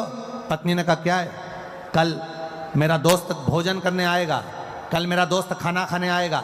तो पत्नी ने कहा क्या करना है बताओ, क्या बनाऊं मैं? पति ने कहा तू बना कुछ भी, पर एक बात सुन, ये चप्पल जो रखी है ना सामने, ये छुपा के रख देना। सामने ये घड़ी रखी है ना, इसको छुपा के रख देना। सामने ये गुलदस्ता रखा है ना, इसको छुपा के रख देना। पत्नी ने कहा क्यों, तुम्हारा दोस्त चोर है क्या? पति बोलता नहीं, वो अपने सामान को पहचानता है। हम दोष देख रहे हैं, वो अपने सामान को पहचानता है। मतलब चोर वो नहीं है, चोर मैं हूं। ये वो अपने सामान को पहचानता है। मतलब शिव कथा कह रही है हमने अभी तक क्या देखा, उसने हमारा बुरा कर दिया, किसी ने हमारे दरवाजे पर नींबू पटक दिया, किसी ने हमारे दरवाजे पर मिर्ची पटक दी। कहाँ हम पड़े हैं? इतने चतुर होने के बाद, इतने विद्वान होने के बाद भी आज भी हम उस भ्रम में पड़े हैं कि किसी ने नींबू काट के पटक दिया, किसी ने मिर्ची काट के पटक दी। अरे तुम्हें दरवाजे पर लिख देना चाहिए, एक नींबू से काम नहीं चलेगा, 12 नींबू एक साथ पटको तो अचार डाल के खा जाऊंगी। किस भ्रम में जी रहे हैं हम? ढोंग और प्रपंच की जिंदगी से बाहर निकलो, भ्रम की जिंदगी से बाहर निकलो। किसी ने नींबू पटक दिया तो दुख हो रहा है, किसी ने मिर्ची पटक दी तो दुख हो रहा है, किसी ने कुछ कह दिया तो दुख हो रहा है, दरवाजे पर कोई सिंदूर पटक गया तो सोचने में आ गया कहाँ जाऊं, किससे कहूं, दुख हो रहा है। शिव महापुराण की कथा कहती है मेरा देव अधिदेव महादेव शिवालय में रहता है। शंकर का जो मंदिर होता है उसको मंदिर नहीं कहते, उसको शिवालय कहते हैं। शिवालय मतलब जहां मेरा शंकर रहता है वो शिवालय कहलाता है। शिवालय का मतलब होता है उसमें भूत प्रेत डाकनी पिशाचनी देवता देवी देव सब कोई, पितृ आदि कादिक जितने देव हैं, संसार के 33 कोटि देवी देवता जितने भी हैं, सब देवाधिदेव महादेव के पास आते हैं, सब भगवान शंकर के पास आते हैं, सब भगवान शिव के पास आते हैं, सब भगवान की शरणागति में आते हैं। जितने भी देव हैं, जितने देवता, चाहे वो असुर भी हैं, राक्षस भी हैं, कोई भी है, वो शंकर की शरणागति में आ रहा है। तो शिव में निवास कर रहे हैं, शंकर भगवान शिवालय में रह रहे हैं, सब कुछ है वहां, सब विराजमान है वहां पर, कोई खाली, सब बैठे। अब तुम रोज एक लोटा जल चढ़ाने के लिए शंकर जी के मंदिर जा रहे हो, तुम रोज एक लोटा जल चढ़ाने के लिए देवाधिदेव महादेव के द्वार पर जा रहे हो, तुम रोज एक लोटा जल चढ़ाने के लिए शंकर के दरवाजे पर जा रहे हो। शिव जी का चढ़ा हुआ जल तुम थोड़ा सा झेल कर घर ला रहे हो, लाते हो कि नहीं लाते? अरे बोलो तो जम के, लाते हो ना? थोड़ा सा जल झेल कर अपने घर लेकर आते हो, उस जल को अपने घर पर छीट देते हो, लोगों को आचमन करने के लिए, पीने के लिए दे देते हो। ईमानदारी से बोलना, सारे भूत, सारे प्रेत, सारी डाकनी, सारे पिशाच, सारे देवता, सारे असुर, सारे ग्रह, सारे नक्षत्र जब शंकर जी के पास हैं और तुमने उसको जल चढ़ाकर अगर लेकर आ गए, फिर दुनिया में किसकी सामर्थ्यता है जो तुम्हारा बुरा कर दे अगर काल अधिपति तुम्हारे साथ नहीं? अकाल मृत्यु वो मरे जो काम करे चंडाल का, काल उसका क्या बिगाड़े जो भक्त हो महाकाल का। जो शिव की आराधना करता है, शंकर की उपासना करता है, शिव तत्व को जो जानता है, शंकर के मंदिर जाना जिसने चालू कर दिया, शिव की आराधना करना जिसने चालू कर दिया, शंकर का गुणगान करना जिसने चालू कर दिया, फिर ये ना सोचना कि किसी ने नींबू पटक दिया, किसी ने मिर्ची पटक दी, कहीं उसको भूत आ गए तो कहीं उसको प्रेत आ गए। ये सब ढोंग और प्रपंच और छल से दूर हो जाओ। जो शंकर का है वो जानता है कि शिव शमशान में निवास करते हैं और वो शमशान कोई साधारण सी जगह नहीं, वहाँ सब मेरे बाबा का दिया हुआ उसकी दृष्टि है। सावन का जो अधिक मास है, इस सावन के अधिक मास में जो शिवरात्रि पड़ेगी, अधिक मास की एक शिवरात्रि पड़ती है, तो अधिक मास की जो शिवरात्रि पड़ेगी उसी दिन में कभी भी शाम तक रात्रि तक तुम्हारी जब मर्जी पड़ जाए, तब देवाधिदेव महादेव को वो दुर्वा समर्पित कर कर उस जल को लाकर उस जीव को अवश्य प्रदान करो, उसको अवश्य दो। शंभु ओघड़ी है शंकर, ओघड़ी।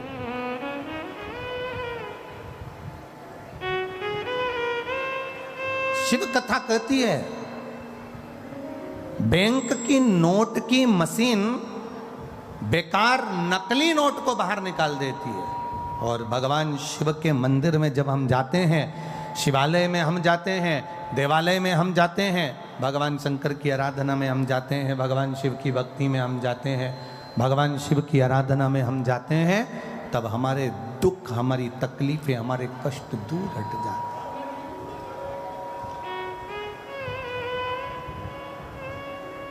मेरे भोले तेरा सहारा है, मेरे भोले तेरा सहारा है, मेरी नैया का तू किनारा है, मेरी नैया का तू किनारा है। शिव तत्व की प्राप्ति हो मानो। कहा सृष्टि की रचना करना है,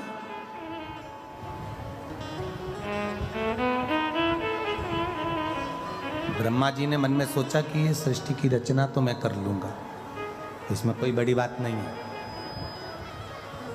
सृष्टि की रचना करना ये सरल सी बात है, मैं कर सकता। ब्रह्मा जी के मुख से एक अहंकार का शब्द जो निकला, ये सृष्टि वृष्टि तो मैं बना सकता हूं। जिसके मुख से शब्द के पीछे का जो शब्द निकलता है, अगर वो निकल रहा है तो समझ लेना कि उसके अंदर अहंकार समाहित होके जा रहा है। शब्द के पीछे का अगर शब्द निकल रहा है तो समझ ले अहंकार समाहित होते। जैसे कोई व्यक्ति कह देता है पानी वानी है क्या, घड़ी वड़ी देखना है जरा, मतलब घड़ी तो है, ये बड़ी शब्द कहां से आ गया? पानी तो है पर वानी शब्द कहां से आ गया? कपड़े वपड़े हैं क्या, पानी वानी है क्या? रोटी वोटी है क्या, घड़ी वड़ी है क्या? कई लोगों की आदत होती है। प्रसाद वरसाद है क्या? अब ये प्रसाद तो है कि बरसात कहां से आ गया? घड़ी तो है, वड़ी कहां से आ गई? पानी तो है, वानी कहां से आ गई? कपड़ा तो है, वपड़ा कहां से आ गया? शिव महापुराण की कथा कहती है जिसके संबोधन में ऐसे शब्द के बाद में शब्द लगने लगे, पानी वानी है क्या, रोटी वोटी है क्या, घड़ी वड़ी है क्या, ऐसे शब्द के पीछे के जो शब्द व्यक्ति लगाने लगे, समझ लेना उसके भीतर अहंकार प्रवेश कर गया है। और जब शब्द के पीछे के शब्द आने लगे तब अहंकार उसमें प्रवेश कर गया, तब समझ लेना कि एक ना एक दिन वो अब धीरे से कहीं ना कहीं ऐसी उलझन में उलझने वाला है कि वो कम से कम 10 साल तक सुलझने ही वाला नहीं है। ये शब्दों के संबोधन से पहचाना जाए। आपके घर में अगर बहू, बच्चे, बेटे, पति, पत्नी, कोई भी अगर ऐसे शब्द बोलता है, दादा, दादी, नाना, नानी, कोई ऐसे शब्द बोलता है, कोई भी शब्द, एक शब्द के पीछे का शब्द, क्यों रोटी वोटी है क्या, समझ लेना समय आ गया, गड़बड़ है, जरूर कोई ना कोई इसमें अहंकार समाहित हो गया। इसके शब्दों में जब अहम के शब्द जुड़ गए हैं तो ये बर्बाद करने वाले। घर में अगर कोई हमें वैसे तो मुझे लगता है कि मैनपुरी में ऐसा बोलते नहीं होंगे, बोलते हैं क्या? अरे बोलो तो जम के, नहीं बोलते? कभी भी बोलने में तो नहीं आता कि पानी वानी हो तो ला दो, देखो जरा रोटी वोटी क्या बनी है। दुकानदार के पास पूछे कपड़ा वपड़ा है क्या अच्छा वाला? जब इस तरह के शब्दों पर शब्द की मार पड़ती है, दूसरे शब्दों का संबोधन आता है, अब शब्दों का संबोधन जुड़ जाता है, तब समझ लें कहीं ना कहीं अहंकार, कहीं ना कहीं अभिमत्ता, कहीं ना कहीं अभिमान, कहीं ना कहीं अहम हमारे सामने आकर खड़ा हो जाता है। अब जब वो अहम अभिमान हमारे सामने आकर खड़ा होता है तो वो हमको धीरे धीरे धीरे धीरे बर्बादी की ओर लेकर चले जाता है, धीरे धीरे वो हमको नष्ट करने की ओर लेकर चले जाता है। ब्रह्मा जी ने कहा, ब्रह्मा जी ने संबोधन कहा कि सृष्टि की रचना तो हम कर सकते हैं, सृष्टि की रचना में करने में हमें कोई दिक्कत नहीं है, सृष्टि की रचना हम कर सकते हैं। जैसे ही ब्रह्मा के मुख से जो शब्द निकला वो अभिमत्ता का शब्द था, तो भगवान शिव जी ने कह दिया आप सृष्टि की रचना करो, मना क्या? ब्रह्मा जी ने सृष्टि की रचना करी। ब्रह्मा जी ने जब सृष्टि की रचना करना प्रारंभ करा, सृष्टि की रचना करना जब ब्रह्मदेव चालू करे, तो सबसे पहले ब्रह्मा जी ने जो सृष्टि रची वो किन्नरों की सृष्टि की रचना कर दी। चारों तरफ किन्नरी किन्नर किन्नरी किन्नर, चारों तरफ किन्नर भरे। भगवान नारायण को हंसी आ गई। शिव जी ने देखा कि तुमने हंसा, अच्छा कार्य नहीं किया है महाराज, तुम हंसे हो, ये ठीक नहीं है। हे नारायण, विकलांग पर, मंदबुद्धि पर, दुर्बल पर, बहुत मोटे व्यक्ति पर, छोटे नाटे से व्यक्ति पर, कोई हाइट में कम है, ठिग्गा रह गया, नाटा हो गया, उस व्यक्ति पर, मंदबुद्धि पर, कमजोर पर, शरीर से रोग से ग्रसित व्यक्ति पर, किन्नर पर 6 से 7 नाम हमारे शास्त्र वर्णन करते हैं। इन 7 लोगों पर जो हंसता है उसको एक जन्म उसी का लेना पड़ता है जिस पर वो हंसा है। एक जन्म उसको उसी का लेना पड़ता है। एक जन्म वो वैसा ही निकालता।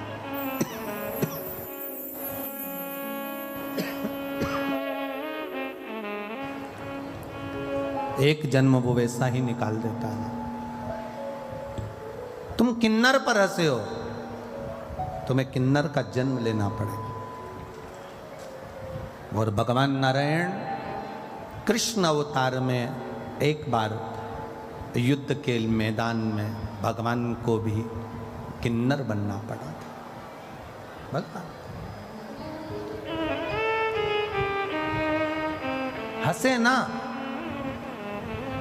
किसी के दुख की घड़ी है तो हम क्यों हंस रहे हैं?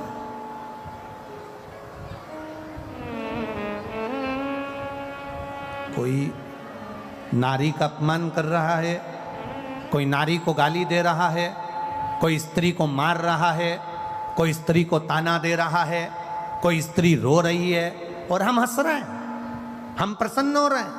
ये श्रेष्ठता नहीं है।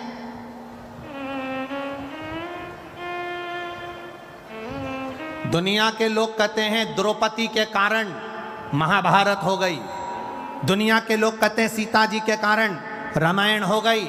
जिन्होंने सही से महाभारत पढ़ी नहीं, जिन्होंने रामायण सही से पढ़ी नहीं, वो ऐसी बात करते हैं कि द्रौपदी के कारण महाभारत हो गई, सीता के कारण रामायण हो गई। जिन्होंने अगर अच्छे से महाभारत पढ़ी होती, जिसने अच्छे से रामायण पढ़ी होती, तो उनको अंदाजा लग जाता कि ये रामायण, ये महाभारत द्रौपदी और सीता के कारण नहीं हुई है, ये महाभारत केवल नारी का सम्मान नहीं हुआ इसलिए महाभारत हुई, और नारी का सम्मान नहीं हुआ इसलिए रामायण हुई। अगर स्त्री का सम्मान होना चालू हो जाए, नारी का सम्मान होना चालू हो जाए, नारी को आदरणीय शब्दों से संबोधन होना चालू हो जाए, नारी का आदर होना चालू हो जाए, नारी का सम्मान होना चालू हो जाए, तो ना कभी जिंदगी में महाभारत होती है, ना कभी जिंदगी में रामायण होती है। ये नारी का जब अपमान होता है, घर में स्त्री को अपशब्द कर देना, पत्नी को आड़ा टेढ़ा कर देना, घर की माता को अपशब्द कर देना, घर की बहन बेटी को अपशब्द कर देना, किसी नारी को अपशब्द कर देना, जब हम नारी का आदर नहीं कर पाते, नारी का सम्मान नहीं कर पाते, तब महाभारत भी होती है और रामायण भी होती है। ये स्त्रियों के, ये नहीं कि स्त्रियों के कारण हुई, कारण केवल तुम्हारा था, तुमने सम्मान नहीं दिया, तुमने आदर नहीं किया।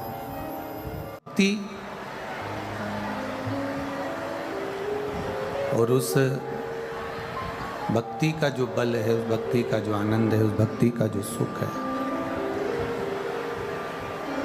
वो हमारे जीवन को एक आनंद की ओर लेकर जाने वाला है।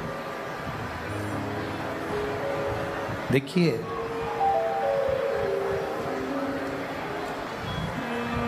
मरे हुए व्यक्ति को लोग कंधे पर उठाकर लेकर जाते हैं।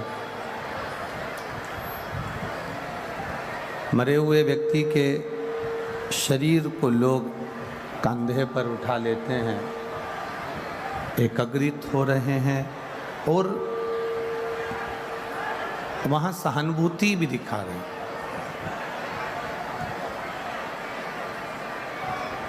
वहाँ पर सहानुभूति भी दिखाने का प्रयास करते हैं।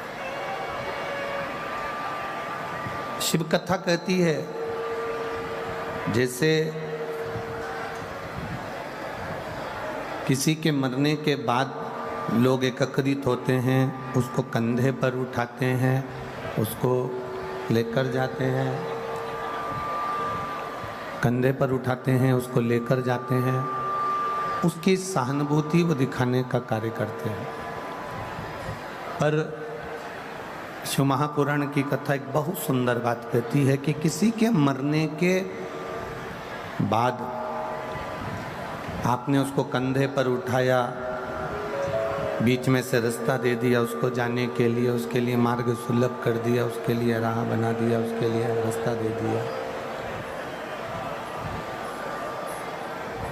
या उसको एकत्रित होकर संभाल कर कंधे पर रखकर उसको शमशान तक लेकर भी चलेगा। शिव महापुराण की कथा एक बड़ी सुंदर बात कहती है कि ये अगर मरने के बाद हम उसे कंधा दे रहे हैं, मरने के बाद उसको सहानुभूति दे रहे हैं, मरने के बाद उसको सहयोग कर रहे हैं, मरने के बाद हम एकत्रित होकर उसके लिए, उसकी आत्मा के लिए कामना कर रहे हैं, प्रभु से प्रार्थना कर रहे हैं, भगवान से विनती कर रहे हैं, तो क्यों ना मेरे देवादिदेव महादेव की कथा कहती है कि अगर वो जिंदा है, वो जीवित है, और जब तक वो अपने कर्म में लगा हुआ है, जीवित है, अपने कार्य में व्यस्त है, हम मरने के बाद भी तो उसको सपोर्ट करते हैं, हम मरने के बाद भी तो उसके कंधा देते हैं जब वो जिंदा रहे, और कहीं उसको अपनी जिंदगी में आपकी जरूरत पड़े तो मरने के बाद नहीं, शिव पुराण कहती है जीते जी सहयोग देने का प्रयास किया जाए, जीते जी किया। जब हम किसी भटके हुए व्यक्ति को, जिसने मार्ग से विचित्र हो गया, मार्ग छोड़ दिया, मार्ग से निकल कर चले गया, वो मार्ग उसको नहीं मिल रहा है, हमने उसको मार्ग दिखाया है, तो उसमें हमारी श्रेष्ठता है, उसमें एक हमारा एक आनंद है। शिव महापुराण की कथा करती क्या है? शिव महापुराण की कथा करने का कार्य क्या करती है कि ये भटके हुए को मार्ग दिखाने का कार्य करती है। अगर कोई मार्ग से भटक रहा है, कोई मार्ग से विचित्र हो रहा है, तो ये शिव पुराण उसको मार्ग पर लाने का कार्य करती है। हम कितनी बड़ी कामना करते हैं, धर्म की, बोलो जम के बोलो, धर्म की जय हो, अधर्म का, प्राणियों में विश्व का कल्याण। अब हमने एक कामना करी कि विश्व का कल्याण। हम एक कामना करते हैं कि पूरे विश्व में शांति हो, पूरे विश्व का कल्याण हो, पूरे विश्व में शांति का माहौल हो, हर जगह पर शांति बनी रहे, विश्व का कल्याण हो जाए और विश्व में शांति बनी रहे। पर एक विचार करिएगा अपने भीतर, एक अनुभव अपने अंदर उतारिएगा, एक विचार अपने अंदर उतारिएगा। हम हमारे घर में 8 लोग रह रहे हैं, 7 लोग रह रहे हैं, 6 लोग रह रहे हैं, 4 लोग रह रहे हैं। हमारे भीतर हम कमा खूब रहे हैं, हम संपदा लाभी बहुत रहे हैं, 2-2 3-3 दुकानें हम चला रहे हैं, 2-2 4-4 व्यापार कर रहे हैं, बिजनेस कर रहे हैं या नौकरी कर रहे हैं, तो नौकरी के बाद भी हम साइड का कोई बिजनेस कर रहे हैं, कमा रहे हैं। पर हमारे भीतर वो शांति क्यों नहीं है? हमारे भीतर वो सुख का अनुभव क्यों नहीं है?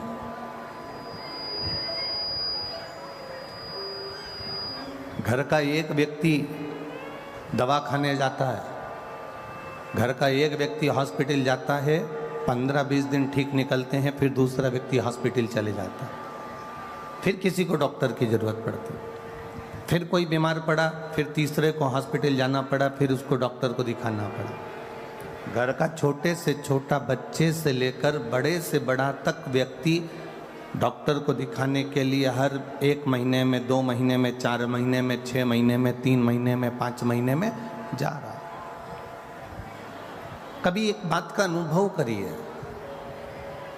कभी अपने भीतर ये अनुभव करिएगा, कभी अपने भीतर ये बात उतारिएगा कि ऐसा क्या कारण है कि घर में पहले के लोग तो 30-30, 40-40, 50-50 साल, 60-60 साल तक अच्छे रहते थे, 70-70 साल तक अच्छे रहते थे, उनको डॉक्टर की ज़रूरत नहीं पड़ती थी। पर अब ऐसा क्या कार्य हो गया कि लोग 15-20 दिन में, 1 महीने में, 4 महीने में, 6 महीने में डॉक्टर के पास जाना पड़ता है, डॉक्टर के पास पहुंचना पड़ता है? कारण क्या है? उसका एक कारण है, हमारे भीतर की जो एनर्जी है, हमारे भीतर का जो बल है, हमारे भीतर की जो शांति है, हमारे भीतर का जो सुख है, वो शांति, सुख, एनर्जी हम अच्छी जगह पर खर्च नहीं कर रहे। एक प्रैक्टिकल कर देखिएगा। कभी आपको लगे कि सियोर वाला महाराज थोड़ी बहुत बात अगर अच्छी बोला है तो प्रैक्टिकल जरूर करना। 2 पौधे अपने घर में लगाना, 2 पौधे घर में लगाना। एक पौधे में पानी देना तो कुड़ के देना, बस मेरे को ही पानी देना है, मैं ही करूं ये सारा काम और कोई नहीं कर सकता, और मैं क्या फालतू बैठी हूँ जो पेड़ पौधे में पानी देती रहूं। कुड़ के एक पौधे में पानी देना, और दूसरे पौधे में पानी देना तो बड़े प्यार से देना, कितना अच्छा पौधा है, जब बड़ा हो जाएगा ना तो इसमें फूल आ जाएंगे, बड़ा अच्छा लगेगा। दूसरे पौधे में जब पानी देना तो प्रसन्नता में देना, एक स्नेह के साथ, एक प्यार के साथ, एक प्रेम के साथ दूसरे पौधे में पानी दीजिए। एक पौधे में पानी देना तो थोड़ा कुड़ कर, थोड़ा क्रोध कर कर, थोड़ा गुस्सा कर कर, थोड़ा चिड़चिड़ कर कर, और दूसरे पौधे में पानी देना तो थोड़ा प्रेम रखकर, थोड़ा स्नेह रखकर, थोड़ी वात्सल्यता, थोड़ी करुणता रखकर। एक पौधे में अगर हम पानी दे रहे हैं, एक पौधे में अगर हम पानी दें तो थोड़ा चिढ़ कर दे रहे हैं, एक पौधे में हम पानी दे रहे हैं तो थोड़ा कुड़ कर दे रहे हैं, एक पौधे में हम पानी दे रहे हैं तो थोड़ा क्रोध कर दे रहा है, और दूसरे पौधे में हम पानी दे रहे हैं तो प्रेम से दे रहा है, दूसरे पौधे में हम पानी दे रहे हैं तो वात्सल्यता से दे रहे हैं। अब थोड़ा समय निकलने दो, 1 महीना, 2 महीना, 3 महीना, 4 महीना, 5 महीना जब निकलेगा तो निकलने के बाद आप अनुभव करेंगे कि जिस पौधे से आपने प्रेम किया है, जिस पौधे से आपने स्नेह किया है, जिस पौधे से आपने वात्सल्यता की है, जिस पौधे से आपने स्नेह रखकर उसमें पानी दिया है, वो पौधा बड़ी जल्दी पनपता है, वो पौधा बड़ी जल्दी फूलता है, वो पौधा बड़ी जल्दी तैयार होता है। और जिस पौधे पर आपने चिढ़ कर, क्रोध कर, गुस्सा कर उस पौधे में पानी दिया है, वो पौधा इतनी जल्दी वृद्धि नहीं कर पाता है, वो बढ़ नहीं पाता है। ये हमारा अनुभव है। अब घर में सारा सुख है, वो कहते हैं ना, घर में सोफा सेट है, हीरे का सेट है, चांदी का सेट है, डिनर सेट है, ड्राइंग सेट है, बस आदमी अपसेट है, बाकी का सब कुछ है। अब जरा विचार करिए कि ये सब कुछ, ये सब कुछ आनंद, ये सारा सुख आपके घर में, दुकान भी है, व्यापार भी है, व्यवसाय भी है, सब कुछ है, आपके घर में सब कुछ भरा पड़ा हुआ है, पर उसके बाद भी घर में शांति नहीं है, घर में रत्ती भर भी एक सुख नहीं है, घर के अंदर थोड़ा बहुत भी आनंद की अनुभूति नहीं है। कारण क्या है? क्या कारण हो सकता है ऐसा? ऐसा कारण है क्या? तो कभी अनुभव करिएगा कि हम जो काम कर रहे हैं, हम जो कार्य में लगे हुए हैं, हमारे मन का जो वाइब्रेशन है, हमारे मन का जो तरंग है, हमारे मन की जो सोच है, वो ठीक नहीं बैठ पा रही। घर में रोटी बनाने वाली बहू बना रही है, घर में जेठानी रोटी बना रही है, देवरानी रोटी बना रही है, बहू रोटी बना रही है, उसका वाइब्रेशन से मतलब है एक बहू आई, उसने दाल रख दी, दूसरी बहू आई, उसने कुकर को उतार दिया, तीसरी बहू आई, उसने दाल को छोक दिया, चौथी आई तो मिर्ची काट के चली गई, पांचवी आई तो वो आलू उबाल कर चली गई, छठी आई तो उसने सब्जी को बगाड़ दिया, सातवीं आई तो एक ने आटा निकाला, फिर आई तो एक ने आटा उसना, और एक आई तो अपने पति के लिए 4 पराठे सेक के चली गई, और दूसरी आई तो अपने खुद के बच्चों के लिए रोटी का टिफिन बनाकर चली गई। अब ईमानदारी से बोलना, रसोई घर के अंदर जब तुम्हारी सोच रसोई घर के अंदर जब तुम्हारी सोच ठीक नहीं है, रसोई घर के अंदर जब तुम्हारे विचार ठीक नहीं है, रसोई घर के अंदर जब तुम्हारी बुद्धि ठीक नहीं है, भोजन बनाने वाली बहुएं, बेटियां, माताएं जब भोजन बना रही हैं तो उनकी सोच केवल अपने पति को अच्छे पराठे खिला दूं, अपने बच्चों का अच्छा टिफिन बना दूं, दूसरे का मैं ऐसा काम कर दूं, और कोई ने आटा उसना, किसी ने दाल रखी, किसी ने दाल बघारी, किसी ने आलू उबाला, किसी ने खिचड़ी छोकी, ये भटकाया। अब लोग कह रहे हैं कि घर में शांति नहीं है, सुख नहीं है, तो उसका केवल एक कारण है कि जो घर की माताएं जो भोजन बना रही हैं, उस समय पर उनकी चित्त वृत्ति, उनकी बुद्धि, उनका मन, उनकी एकाग्रता उस भोजन बनाने में नहीं है। खाई है, हमने भी खाई है, हो? ऐसा नहीं कि नहीं खाई, कभी अनुभव करना। वो काशी फल की सब्जी, वो कद्दू की सब्जी, और इतनी मोटी मोटी पूड़ी, इतनी मोटी पूड़ी तुम्हारे घर में कभी नहीं बनी। इतनी ऐसी सब्जी, छिलके वाले कद्दू की, काशी फल की सब्जी तुम्हारे घर में छिलके वाली कभी नहीं बनी, पर भंडारे में वो छिलके वाली सब्जी बनती है, भंडारे में वो मिक्स वेज सब्जी बनती है, भंडारे में वो राम भाजी बनती है, भंडारे में मोटी मोटी पूड़ी बनती है। उसके बाद भी आप जब भोजन करते हो भंडारे का, वही भोजन अपने घर में जाकर बनाकर खाना, उसमें स्वाद नहीं आएगा, पर जो भंडारे में करा उसका स्वाद बढ़ जाता है। भंडारे के भोजन का स्वाद बढ़ गया, और तुमने जो घर में बनाया उसमें स्वाद नहीं आया। उसका कारण क्या था? उसका कारण क्या है? क्या हमारे घर में भोजन ठीक नहीं बनता? क्या हमारे घर में मसालों की कमी है? क्या हमारे घर में सब्जी की कमी है? क्या हमारे घर में वो तेल नहीं डलता जो भंडारे में डलता है? उसमें कोई चीज की कमी नहीं है। तुम्हारे यहाँ जो भोजन बन रहा है और मंदिर में जो भोजन बन रहा है उसमें एक अंतर है।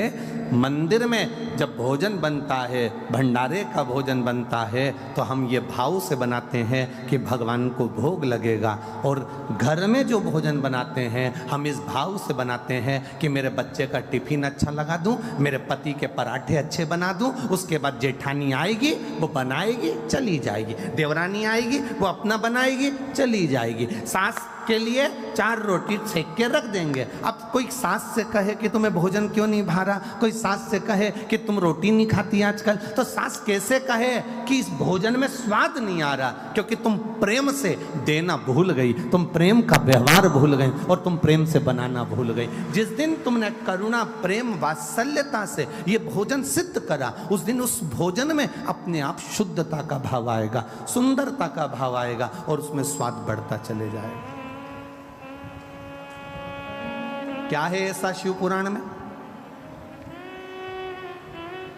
दुनिया के लोग ये इतनी तेज कड़कड़ाती हुई धूप पड़ रही है, गर्मी पड़ रही है, लोगों को देखो अपने अपने घर से छाता लेकर आए हैं, चादर का टुकड़ा लेकर आए हैं, कोई कोई पन्नी लगा कर बैठा हुआ है, भोजनशाला का टेंट भरा पड़ा है, उसके पास में एक टेंट और लगाया वो भरा पड़ा हुआ, पूरे ग्राउंड में कहीं जगह नहीं है। और जितने लोग ग्राउंड में हैं उतने रोड की जो दुकानें भरी पड़ी हुई हैं, उस दुकानों के अंदर कहीं ना कहीं पेड़ों की छाँव में जहाँ जहाँ जगह मिल रही है लोग बैठे हुए हैं। क्या है शिव पुराण में? शंकर की कथा में ऐसा क्या तत्व है?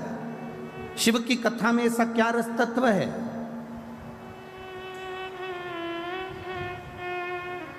क्या मिलता है शिव महापुराण की कथा को श्रवण करने से? दुनिया के लोग कहें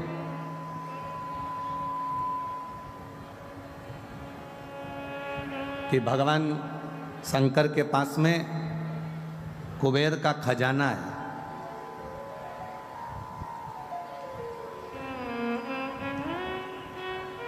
भगवान